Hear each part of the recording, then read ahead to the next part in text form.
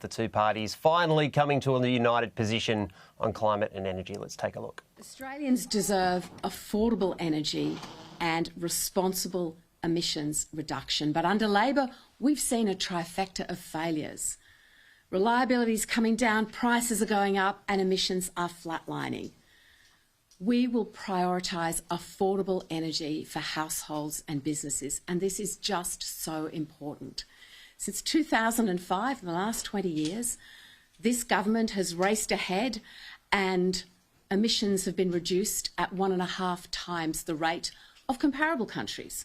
And if we're to reach their target in 2050, they will have to double again. That's not responsible emissions reduction.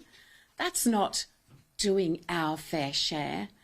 Now, this is hurting. It's hurting Australian families and it's hurting Australia's amazing small businesses. And when I talk to mums and dads, I hear their pain and their struggle. And I remember as a mum sitting at the kitchen table trying to balance the family budget and how difficult that is. And now, as a grandmother, I look at the sort of world I want my grandchildren to inherit. And I don't want it to be in Australia with a lower standard of living than we have today.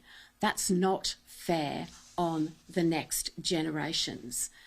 Now, the Prime Minister and his ministers are unable to answer simple questions. When are power prices going to come down? Because the Prime Minister went to 2 elections saying that he would reduce your energy bills, your electricity bills would come down by $275. In fact, they've gone up by $1,300. It's a very simple question, Prime Minister. When are the power prices going to come down? Now, we know that as Labor looks Australians in the eye, they've got this all wrong. But we also know that our plan, the plan that we've talked about today, the plan that I released today, is all about affordable energy and responsible emissions reduction. Now, just before I hand over to David and then Dan and we take your questions, I want to update you on another priority of mine, which is migration. As I foreshadowed at the Howard lecture a couple of nights ago, we've been working very closely on migration policy in the last 6 months. This work has been done by Paul Scar, and more recently John O'Doniam has joined as the Home Affairs Shadow Minister. And in the coming weeks, we will release a migration policy, the broad principles of such a policy, that demonstrates what I have said from the get-go, which is that this country's migration numbers are far too high, and this needs to be addressed as a priority. But today is about energy, affordable energy, responsible emissions reduction, and playing our part globally exactly as we should. Over to you, David. Well, thanks, Susan. It is a great day that the Coalition has settled on a cheaper, better, fairer way to reduce emissions and to address the challenges of climate change. This debate is not one predicated on science. It is one predicated on economics. The Albanese government wanted to hold this country back and continue to throw sledges at the Coalition about a 2015 debate about the science of climate change. We've moved on to the economics of it, the lived experience that Australians are feeling in their energy bill every quarter.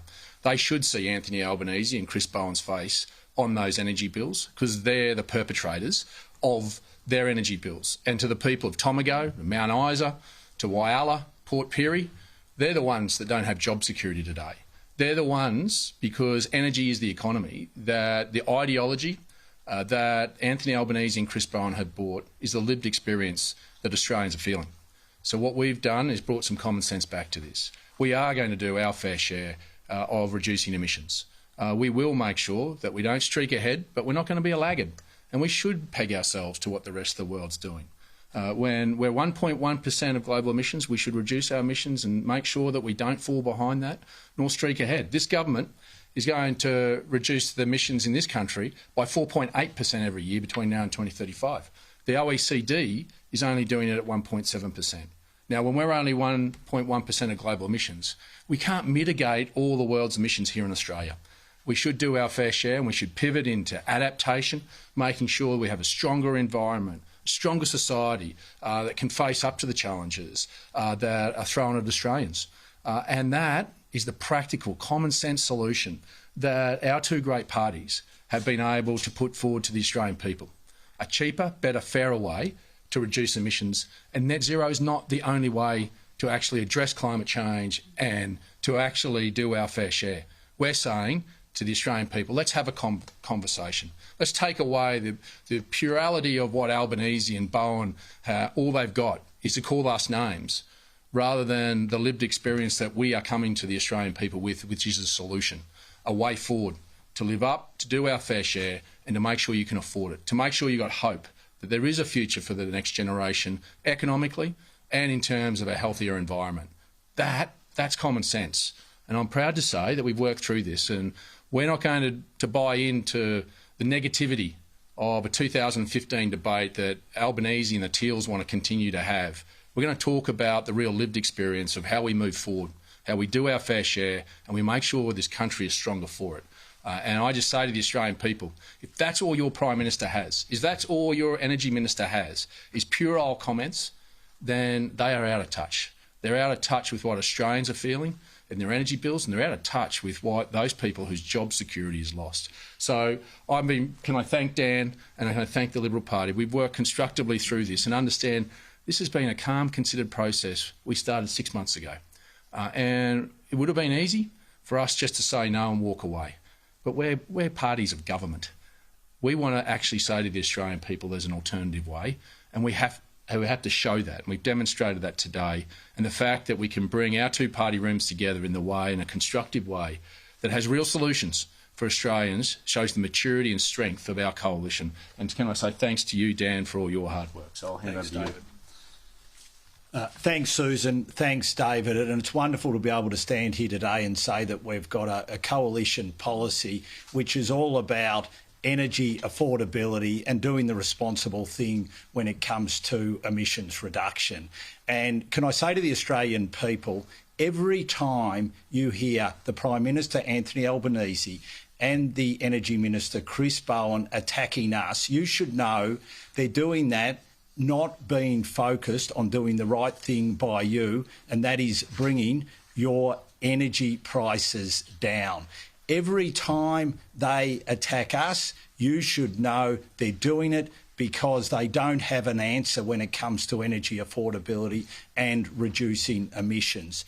You should know they're doing that because the $275 they promised you at the end of this year in the reduction in your power bills isn't going to happen. And remember, they promised you that on over 90 occasions. They also promised that they were going to bring emissions down as well, yet emissions are flatlining. So we now have a plan which is all about affordable energy. It's all about doing the responsible thing when it comes to emissions reduction. And we're looking forward to getting out and selling our plan because there is now a very, very clear contrast when it comes to this debate. You have a coalition which is all about energy affordability while doing the responsible thing, paying our fair share, versus a government which cannot meet its commitments when it comes to energy prices. As a matter of fact,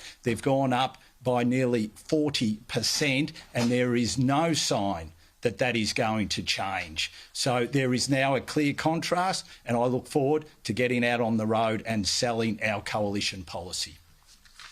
Questions? Opposition Leader, some of your moderate colleagues have already raised concerns about coal being underwritten by taxpayers in the capacity investment scheme. Given you've already done net zero, are you worried that this sends the wrong message to suburban voters you're trying to win back? Just a little while ago, the joint coalition party room, which includes members of my party and members of David's party, signed off on the affordable plan that I've talked about today and that we'll continue to talk about over the coming weeks. It is all about affordability when it comes to energy prices and playing our part responsibly with emissions reductions. I'll ask Dan to address the particular detail that you mentioned.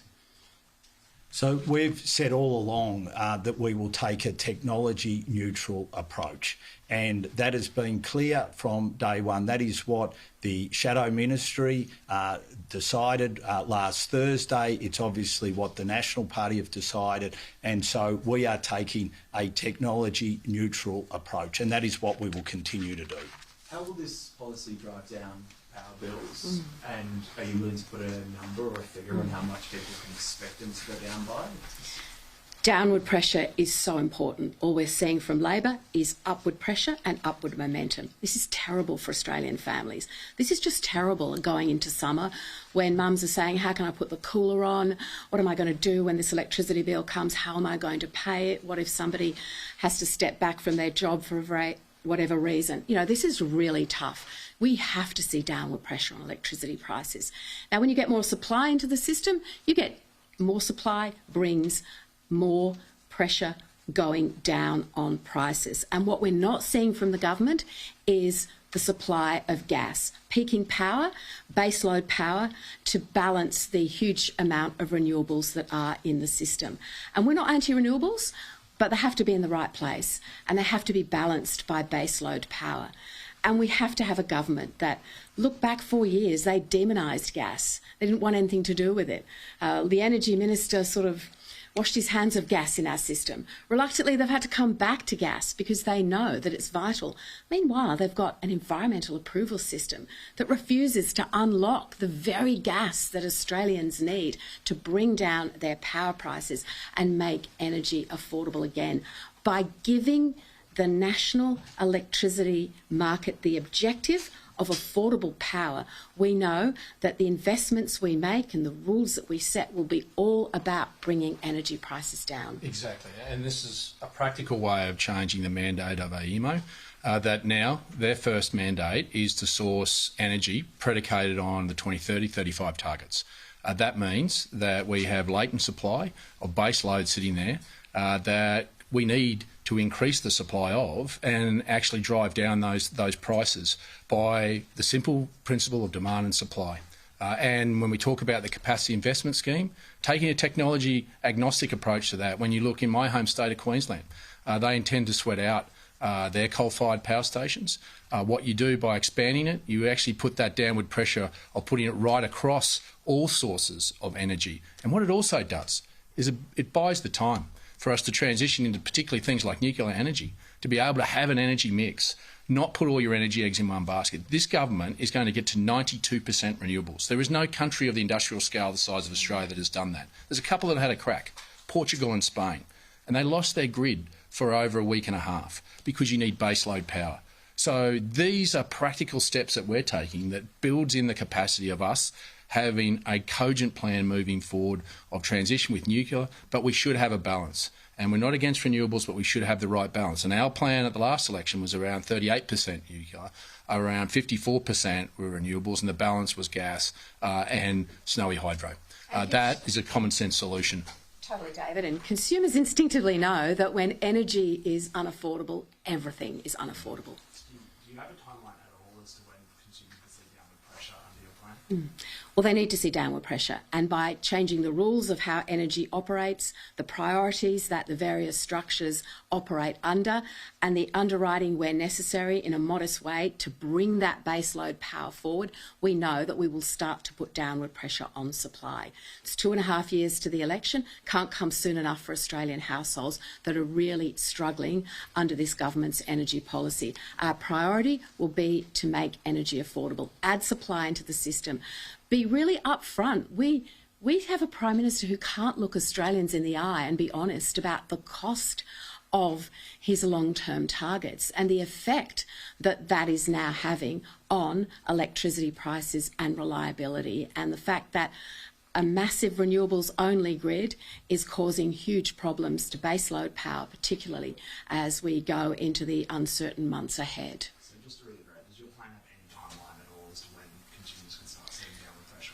Consumers can be absolutely confident that once we have charge of energy policy in this country, we will start to change the rules as soon as possible That means we have to get into government. That means we have to change rules around the supply of gas and the operating rules of the energy system. And we can see from that point on how downward pressure will be placed on energy prices. Here's the challenge for Labor. Why don't they expand the CIS to take in all the technology that's being driven in today? Why don't they change the mandate of AEMO? And the challenge for them is they're in government. They are the government. They are the ones responsible for the fact that you didn't get your $275 reduction this year in your energy bill that they promised you. In fact, it's gone up by over $800. And the reality is they have the levers to pull, but they are letting ideology get in the road of the pain that Australians are feeling. There is Australians tonight that won't be able to put dinner on the table because they can't afford it, because they can't afford their energy bills. And some of them don't have job security at all. So why wouldn't you, as Prime Minister of this country, pull any lever you possibly can to give Australians some hope? It is a disgrace that there would be people tonight that can't put dinner on their table in a country as rich as Australia. Why wouldn't you, as Prime Minister, prioritise affordable energy instead of the ideology of an 82% renewable grid by 2030, which everyone acknowledges cannot be reached? But if you set that and you make everyone pay for it, the cost is actually skyrocketing. So it's fundamentally completely around the wrong way when it comes to looking after Australians who deserve a government that backs them in and understands that affordable power is the number one consideration for citizens. If the coalition wins the next election, will you submit revised 2030 and 2035 emissions reduction targets to the United Nations? We've already said that we won't make any comments about targets from opposition and that we will look at our NDCs, our short-term targets, once in government. But we will look at our own domestic energy policy as a primary consideration, as every other country does and as every other country should. Just on the time frame for seeing lower power prices, you must have a target though, a marker of success if you win government of when people can expect to see that. Why should people vote for you if you can't provide more information, some concrete figures or more of a plan than what's in there? Because they'll have a look at our plan and they'll see that it will work. Because they'll know that immediately it starts to put downward pressure on prices by being technology agnostic about baseload power, injecting more gas supply into the system, opening up gas fields in Australia so we have Australian gas for Australians in terms of a domestic reservation scheme, and they know that that will bring downward pressure on prices. Mr Littleproud, do you think a net zero future would be a welcome outcome? Well, let me make this clear. The National Party believes in reducing emissions. It's a core principle that we got to in our determination. What we want to do is do that in a responsible way, a fair way, that Australia does its fair share, but we don't streak ahead causing the pain that we've got at the moment. Now, I think it'd be unwise for anyone to comment about what comes in the future, particularly in technology.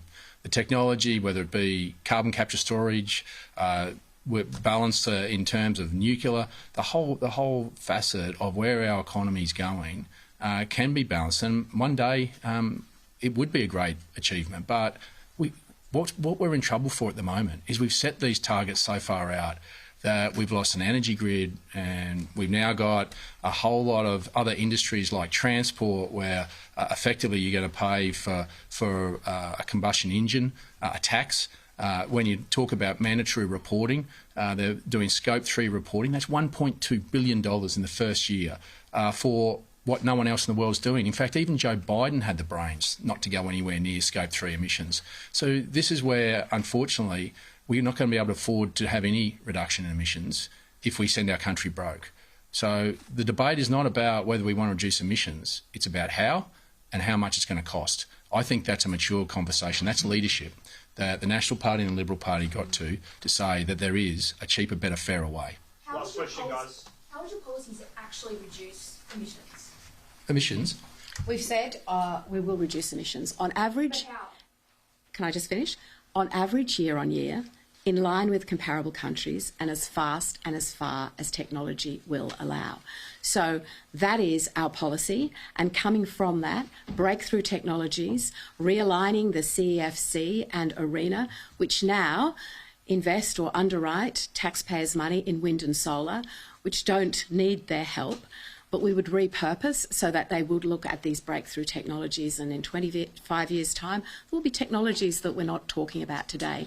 Meanwhile, we know that carbon capture and storage has come a long way. We know that blue hydrogen has come a long way. For our agricultural sector, something very familiar for David and I, soil carbon does many things, including make our soils healthier for our own vegetation and farming activities, but sequesters carbon. So there are a range of activities that we can use and employ, and that I know is starting to happen.